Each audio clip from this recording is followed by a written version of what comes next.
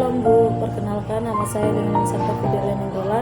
Saya dari kelas 11 Kimia 2. Di sini saya akan menjelaskan pengolahan atau pembentukan minyak bumi.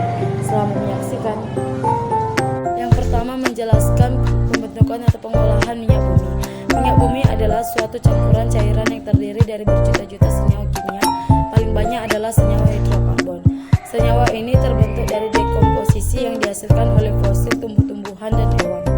Minyak bumi merupakan komoditas hasil tambang dengan peran yang sangat penting dalam kehidupan manusia, terutama sebagai sumber energi, bahan bakar mulai dari LPG, bensin, solar, hingga kerosin, serta material seperti lilin, parafin, dan aspal, serta berbagai reagen kimia yang dibutuhkan untuk pembuatan plastik, karet, sintetis, deterjen, obat-obatan, dan yang lainnya yang dihasilkan dari minyak bumi. Proses pembentukan minyak bumi. Minyak bumi terbentuk dari pelapukan berbagai macam sisa-sisa organisme seperti tumbuhan, hewan, dan jasa-jasa ranik yang sudah tertimbun dalam dasar lautan bersama lumpur selama jutaan tahun lalu. Lumpur tersebut akan berubah menjadi berbagai batuan sedimen yang berpori, sedangkan sisa-sisa organisme akan bergerak ke tempat yang tekanannya rendah dan terkumpul pada sebuah daerah perangkap, yaitu batuan kedap. Gas alam, minyak dan air akan terakumulasi sebagai depositnya. Pada rongga bagian atas ada gas alam, sedangkan cairan minyak mengambang di atas deposit alam. Bila diurutkan maka akan menjadi seperti ini. Jasa relik yang terkubur bersama lumpur diproses jutaan tahun, mengendap dari dasar laut, menghasilkan bintik minyak dan gas terakumulasi di batuan kedap menjadi deposit minyak bumi. Karena asal minyak bumi terbentuk dari sisa-sisa organisme, minyak bumi dan gas alam sering juga disebut sebagai bahan bakar fosil.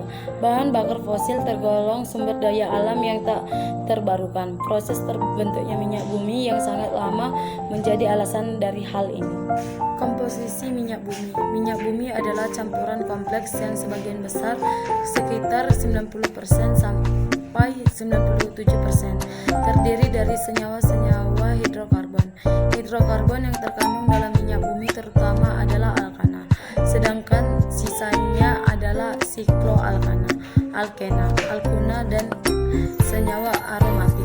Komponen kecil lainnya selain hidrokarbon adalah senyawa-senyawa karbon yang mengandung oksigen, belerang, ataupun nitrogen.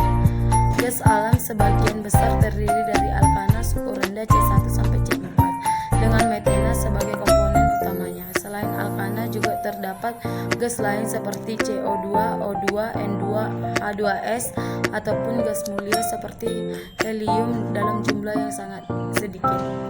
Proses pengolahan minyak bumi. Untuk memperoleh minyak bumi perlu dilakukan proses pengeboran. Minyak bumi yang ditemukan biasanya akan bercampur dengan gas alam. Minyak bumi yang telah dipisahkan dari gas alam berbentuk cairan kental hitam dan berbau disebut minyak mentah atau crude oil. Minyak mentah ini masih belum bisa dimanfaatkan secara langsung. Oleh karena itu perlu dilakukan pemurnian atau refining dengan distilasi bertingkat. Prinsip distilasi ini adalah pemisahan komponen-komponen campuran berdasarkan perbedaan titik didih sehingga diperoleh kelompok-kelompok komponen dalam rentang titik didih tertentu yang disebut fraksi-fraksi. Fraksi minyak bumi dan manfaat minyak bumi. Fraksi minyak bumi gas, jumlah atomnya C1 sampai C4, titik didihnya lebih kecil 20. Manfaatnya bahan bakar gas atau LPG dan bahan baku sintetis senyawa organik. Yang kedua, ether petroleum. Jumlah atomnya C5 sampai C7, titik didihnya 30 sampai 90, pelarut dan cairan pembersih. Yang ketiga, bensin gasolin. Jumlah atomnya C5 sampai C10, titik didihnya 40 sampai 180, bahan bakar kendaraan bermotor.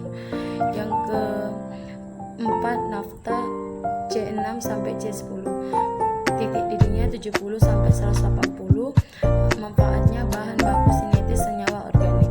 Yang kelima, kerosin. Jumlah atomnya C11 sampai C4,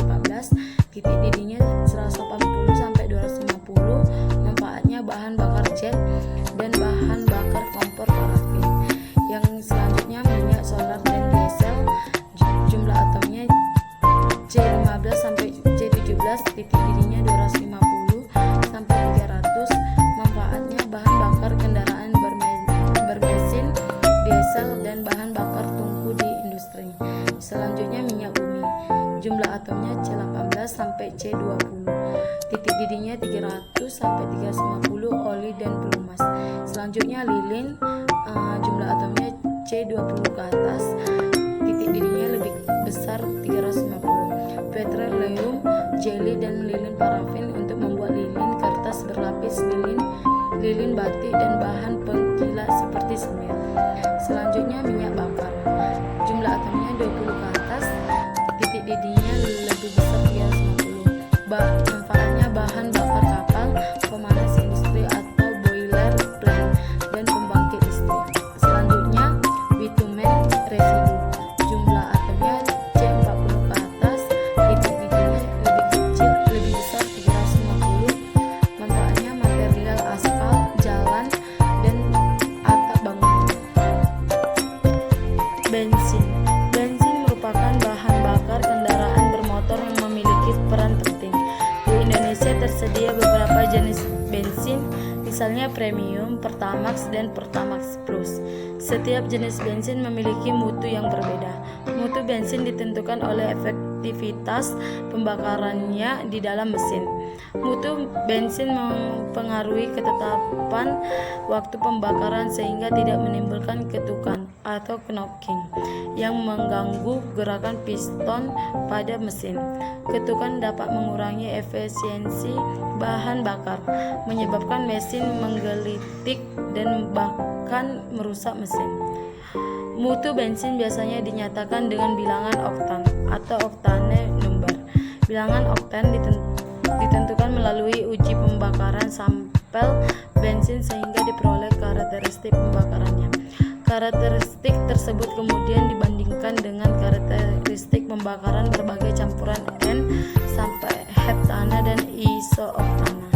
Nilai bilangan oktan 0 ditetapkan untuk N heptana yang mudah terbakar dan menghasilkan ketukan paling banyak, sedangkan nilai 100 untuk isooktana yang tidak mudah terbakar dan menghasilkan ketukan paling sedikit. Sebagai contoh, suatu campuran yang terdiri dari 25% N-heptana dan 75% isooktana akan mempunyai bilangan oktan 25/100 kali 0 tambah 75/100 kali 100 sama dengan 75. Jadi Pertamax dengan bilangan oktan 92 akan memiliki mutu bensin yang setara dengan campuran 92% isooktana dan 8% N-heptana. Secara umum bensin yang mengandung alkana rantai lurus akan memiliki nilai bilangan oktan lebih rendah dibanding yang mengandung alkana rantai bercabang alisiklik ataupun aromatik. Sebagai contoh, N-heksana memiliki bilangan oktan 25, sedangkan 2,2-dimetil butana memiliki bilangan oktan 92. Fraksi bensin dari hasil penyulingan umumnya mempunyai bilangan oktan 70 yang tergolong relatif rendah. Oleh karena itu, ada beberapa hal yang dapat dilakukan untuk menaikkan bilangan oktan. Yang pertama, mengubah hidrokarbon rantai lurus dalam fraksi menjadi hidrokarbon rantai bercabang melalui proses reforming. Yang kedua, menambah hidrokarbon alisiklik ataupun aromatik ke dalam campuran akhir fraksi bensin. Atau yang ketiga, menambahkan zat aditif anti ketukan ke dalam bensin sehingga memperlambat pembakaran bensin. Zat anti ketukan yang dapat digunakan yaitu tetralate dengan rumus kimia Pb atau C2H5 × 4, namun senyawa timbal atau Pb ini merupakan racun yang dapat merusak otak, sehingga penggunaannya dilarang dan diganti dengan zat anti ketukan lainnya seperti MTBE atau metil tertiare butyl ether ataupun etanol. Sekian dari saya, terima kasih Bu.